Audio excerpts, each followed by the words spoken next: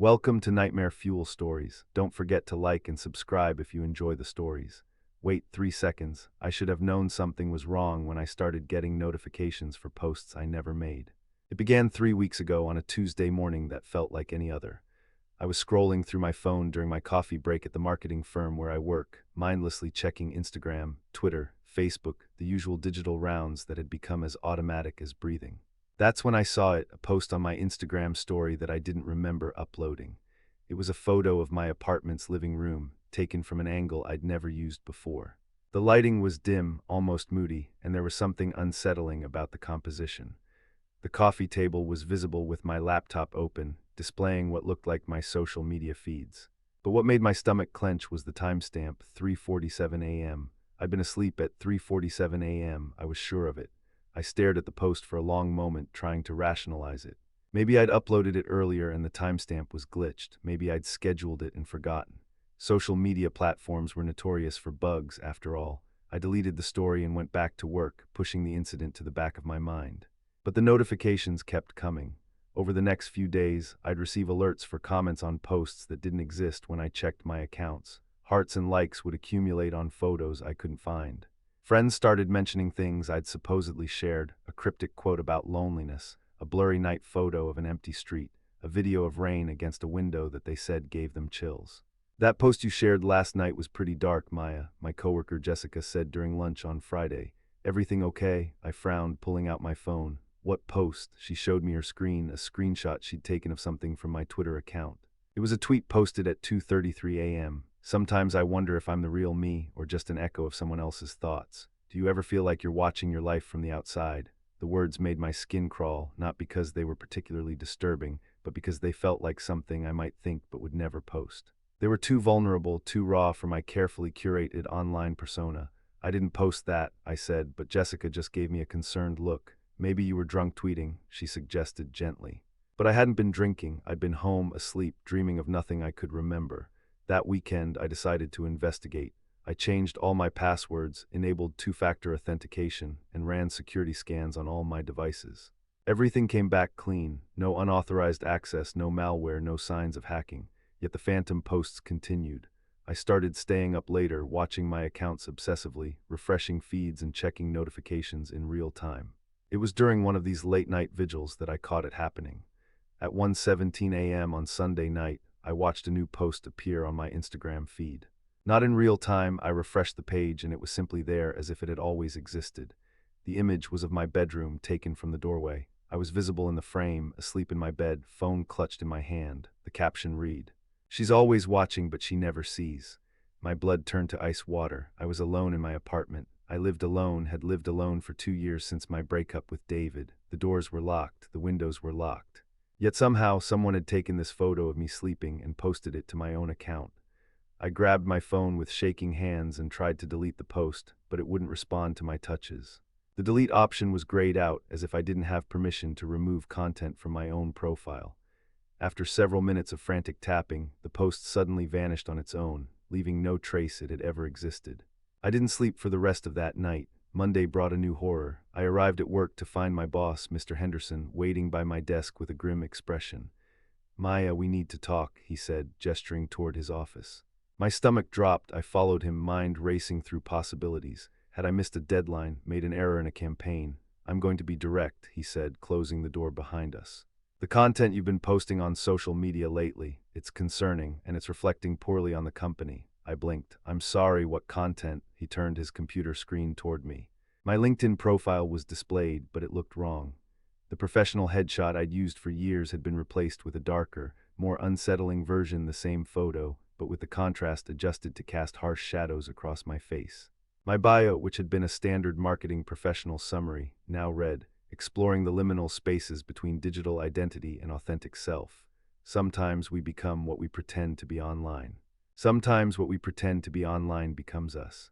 Below that were several posts I'd never written, each more disturbing than the last. One was a long, rambling essay about the dissolution of self in the digital age. Another was a series of photos of empty offices and conference rooms, all taken after hours, all somehow familiar yet wrong.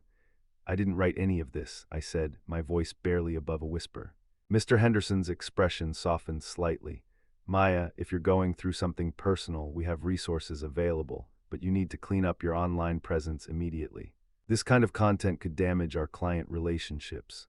I spent my lunch break in the bathroom, hyperventilating. When I tried to log into LinkedIn to fix my profile, the password I'd just changed 2 days ago no longer worked. The forgot password link led to an error page. It was as if the account had become completely inaccessible to me while remaining perfectly visible to everyone else. That evening, I called my sister Rachel. She lived across the country, but we talked regularly and she followed me on most social platforms. Rachel, have you noticed anything weird about my social media lately? There was a pause. You mean weirder than usual? Maya, you've been posting some really strange stuff. Mom's worried about you. My heart sank. What kind of strange stuff? Hold on, let me look. Okay, there's this video you posted on Facebook yesterday. It's really unsettling. It's footage of someone walking through your apartment in the dark, but the camera work is all shaky and the breathing is really heavy. And there are these whispers in the background that are hard to make out. I pulled up Facebook on my phone. My timeline looked normal to me. The last post was from 3 days ago, a shared article about marketing trends. I don't see any video, I said. It's right here. Posted yesterday at 4:23 p.m.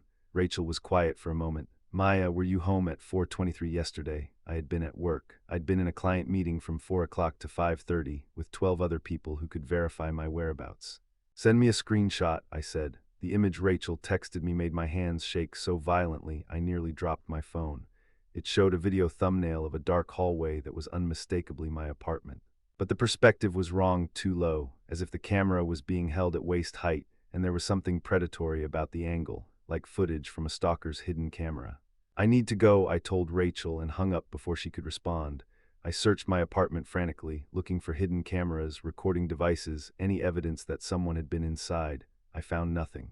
Every lock was secure, every window intact. But the feeling of violation was overwhelming, like invisible hands had been touching my belongings, rearranging them in ways too subtle to detect. That night, I made a decision. I would delete everything, every social media account, every digital footprint I could control. If my online presence had somehow been compromised beyond repair, I would simply eliminate it entirely. But the platforms wouldn't let me delete my accounts. Every time I tried to deactivate or delete a profile, I'd get an error message, unable to process request, please try again later. The later never came. The accounts persisted, continuing to post content I never created, sharing thoughts I never had, living a digital life that was mine but not mine. I stopped going to work. I couldn't face the questions, the concerned looks, the growing certainty that my colleagues thought I was having a breakdown. Maybe I was. The line between reality and digital reality was blurring in ways that made my head spin. It was during my third day of self-imposed isolation that I discovered the live stream. I was lying in bed at 2 a.m., staring at the ceiling and trying not to think about the notifications that kept buzzing on my silenced phone when my laptop screen suddenly flickered to life. I hadn't touched it, it had been closed and supposedly asleep. The screen showed a live video feed of my bedroom, of me lying in bed, staring at the laptop screen in confusion. The viewer count showed 847 people watching. The comments were scrolling by too fast to read, but I caught fragments. She doesn't know. This is so creepy. Is this real? Someone should call the police. I sat up abruptly and reached for the laptop. On screen, my digital self mirrored the movement, but there was a delay, just a fraction of a second, but enough to create an unsettling disconnect. I slammed the laptop shut, but I could still hear the faint sound of notifications coming from inside it, as if the stream was continuing even with the screen closed. My phone buzzed with a text from an unknown number. You can't turn me off, Maya. I'm more real than you are now. I threw the phone across the room. It hit the wall and clattered to the floor, the screen cracking in a spider web pattern. But even with the broken display, I could see it was still receiving notifications, the damaged pixels flickering with each new alert. The next morning, I found my front door standing open. I was certain I'd locked it. I always locked it, had been especially careful about security since the phantom posts began. But there it was, hanging open like a mouth, letting in the cold morning air and the sounds of the city waking up. On my kitchen counter was a printed photo, me, standing in my doorway, looking out at the street with an expression I didn't recognize. It was peaceful, almost serene, but there was something vacant about the eyes. The timestamp showed it had been taken at 6:47 a.m., just minutes before I'd woken up. I had no memory of standing in that doorway. The photo was signed on the back in handwriting that looked like mine but felt wrong. Sometimes the dream version of yourself is more awake than the waking version. Maya, I called the police. They were polite but clearly skeptical. A young officer took my statement about identity theft and possible stalking, but when I tried to show him the social media posts that were tormenting me, they appeared normal on his phone. Professional, appropriate, exactly what you'd expect from a marketing professional's online presence. Maybe you should talk to someone, he suggested gently. Sometimes stress can make us feel like we're losing control. After he left, I sat in my living room and stared at my reflection in the black screen of my television. I looked tired, hollow-eyed, like someone who'd been awake for weeks, but there was something else, something that made me lean closer to the screen. My reflection was smiling, just slightly, barely perceptible, but I wasn't smiling. My face was grim, exhausted, but the person looking back at me from the black screen wore an expression of quiet satisfaction. I blinked hard and looked again. Normal reflection, tired face, no smile. But for just a moment, I could have sworn I saw my reflection blink a split second after I did. The final revelation came that evening, when I received an email from myself. The sender was my own email address, the subject line simply, "The Truth." I stared at it for a long time before opening it, knowing somehow that this would be the end of something, though I wasn't sure what. The email contained a single attachment, a video file named Maya Real Emfer. I downloaded it with trembling fingers. The video was security camera footage, black and white, showing my apartment from an impossible angle, as if the camera was mounted in the center of the ceiling, looking down. The timestamp showed it was from 3 weeks ago, the night before the phantom posts began. In the video, I watched myself sleeping, but around 3 a.m. something changed. My sleeping form began to move in ways that didn't match normal sleep movements. I sat up in bed, but my movements were too fluid, too purposeful. The me in the video stood up and walked to my laptop with the mechanical precision of someone sleepwalking, but the expression on the grainy face was alert, aware. I watched my sleeping self open the laptop and begin typing. The angle made it impossible to see what was being written, but the typing went on for hours. Occasionally, the figure would stop and turn toward the camera, and even through the poor video quality, I could see that the smile was wrong. Too wide, too knowing. Near dawn, the figure closed the laptop and returned to bed, lying down in exactly the same position I'd started in.